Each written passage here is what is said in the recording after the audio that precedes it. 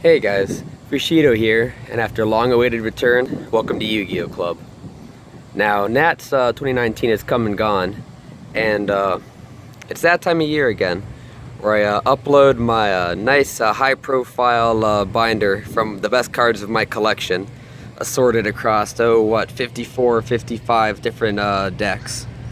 Now, what I'm bringing to you is a collection of all the best cards and all the shiniest cards in that collection. And without further ado, let's proceed. Let's see how this goes. You'll notice I'm a bit having a different take. I'm recording this outside. Sure, I'm exposed to the natural sounds and whatnot, but this way I'm able to get a bit more of better lighting, so to say, to really make the cards pop. You know, try to make this like the best binder profile as possible. Starting a page with BLS and Gas Emperor, some of my favorites. That is my giant collection of Thunder Kings over here. And got some Super Polys. I need 2 more Thunder Kings to finish this collection, so I will be on the prowl of those. Hopefully this time next year, I'll have a full page of these bad boys. Secret Thunder King's one of my favorite cards, for sure. Anyways, moving on to the next one. A little bit of camera bump there. Professional quality. Still the only ghost rare in my collection. You can even make it out. I can't tell in this lighting. Hopefully you can. I guess I'll check later and I'll record it again if not. But I now have a playset of the High Priestesses, finally. The Megalos. This is a really cool page, having Dark Armed Dragons and Herc and JD. A bit of a callback to 2008 when these were pretty much the boss monsters of the game in each of their respective decks. Definitely nice. We have a bunch of tour guides and charges. Still got those Mystic Pipers. Yeah, try to make, you know, maybe not every card pop, but enough to get you a pretty good idea, all while at the same time avoiding that nasty glare that can occur. But at the same time as that glare, it's also what makes other cards shine the absolute best, like all those rabbits up there. Whew. Definitely a fan of Rescue Rabbit. And that's an unlimited Secret Gores from Retro Pack. Good luck finding one of those, friends. Tempest and Dante's. A reason why I only have 2 of a lot of the cards are because in my cube that I build, I only need 2 of each card. I don't need full playsets, actually. So usually if I'm trying to get a playset of something, I'm just being greedy. I usually don't need more than 2 of something. Unless a deck that I have requires it, then I have 3 of a card, usually. I would like to get another Secret Greffer, though.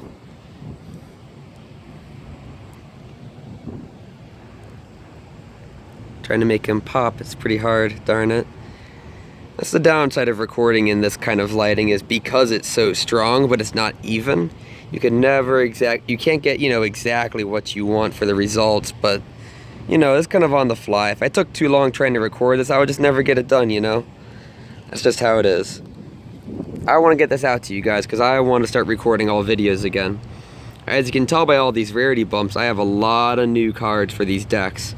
And I would like to redo the deck profiles, because some of those are honestly, pretty shoddy in quality. I'd like to have higher quality content for you guys. Because that's not just for you, that's also for myself. I want to leave a bit of a stronger impression of what I think is the best parts of the history of this game up on the site. But here we're getting to the ultimate rares now. My personal favorite part of my collection. I'd get one more first ed bear, but recently these have become rather hard to acquire, so good luck on that, I suppose. But man, that Photon Pappy, heck yeah. Always been a fan of that card.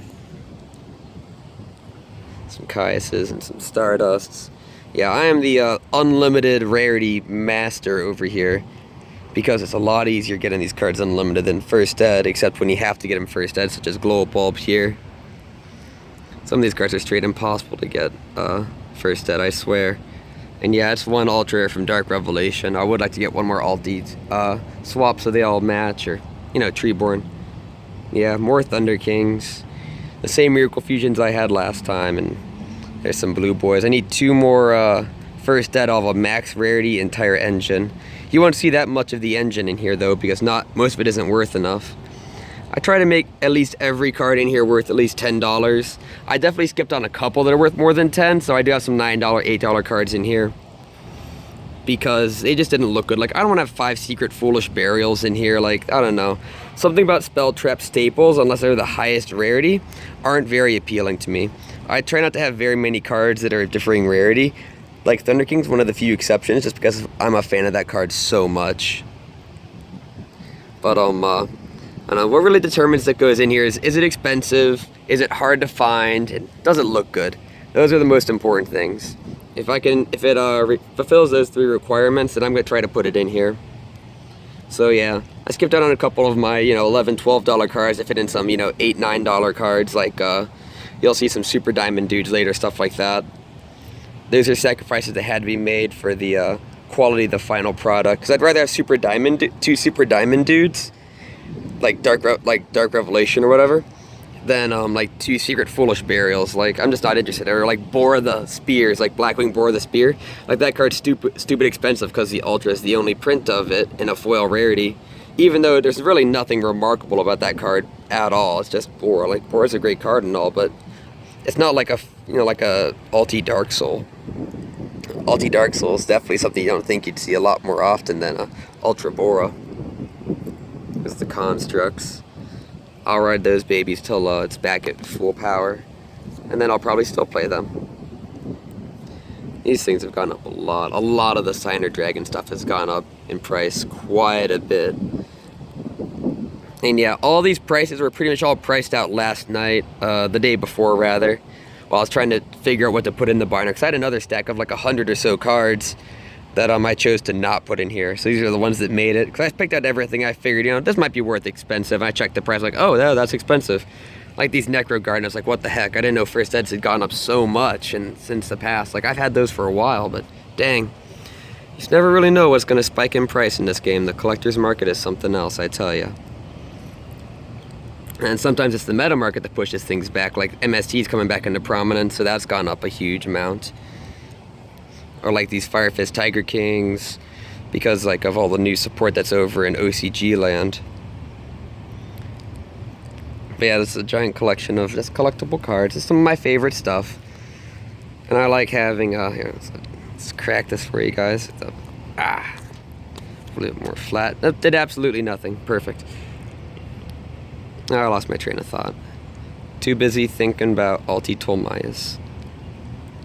Now we're getting to the ultra rares. 1 Ulti. I'll get those allures one at a time, I suppose. Gatling Dragon, I don't even want to try to get that Ulti. Max Rarity Goat stuff is absolutely insane recently. Veilers. I knew I should have gotten Ultis while I could. I knew I should have. I remember just even like a year and a half ago, they were like $30 a piece for unlimiteds. It was crazy. Now look at them, they're like $90. And you got cards like Creature Swap here. First eds are like $50. I don't know if that's the result of like a modern buyout or what, but gosh, it's crazy.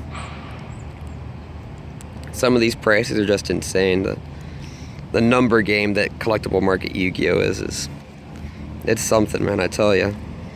They're already into the super rares. I really don't have that many like high priority ultra rares, because usually most anything I can get ultra, like I prefer just to get ulti.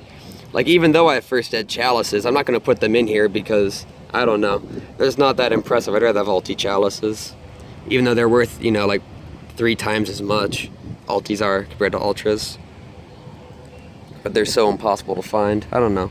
Hopefully next video, hopefully next year those will be in here.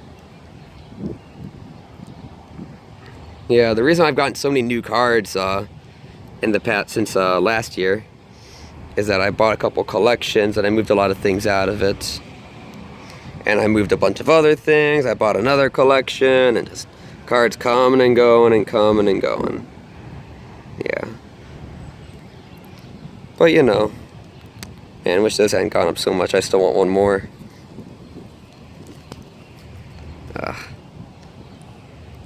But it is what it is.